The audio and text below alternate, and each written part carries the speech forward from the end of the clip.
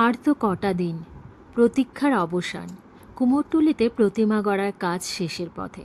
চারিদিকে ব্যস্ততার আবহাওয়া, ঠিক তারই মধ্যে কানে ভেসে এলো চেনা সুর। জাগো দুর্গা, জাগো দুর্গতি নাশিনী।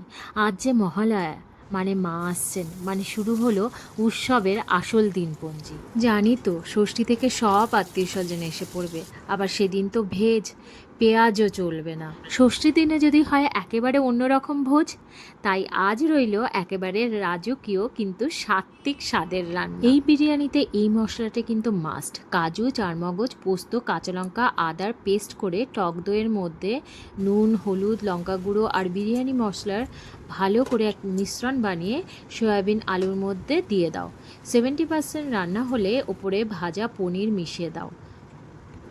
এবারে একটি স্টেনারে গোটা গরম মশলা দিয়ে বাসমতি চালে পরিমাণ মতো জল দিয়ে ঘি নুন মিশিয়ে 70% রান্না করে নাও।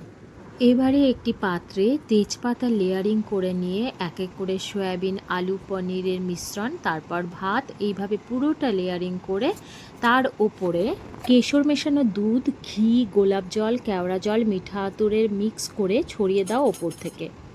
ওপরে ভাজা পনির আর বিরিয়ানি মশলা ছড়িয়ে দমে বসিয়ে দাও তাওয়ার ওপরে। লো ফ্লেমে 40 মিনিটস মতো রান্না করে নাও।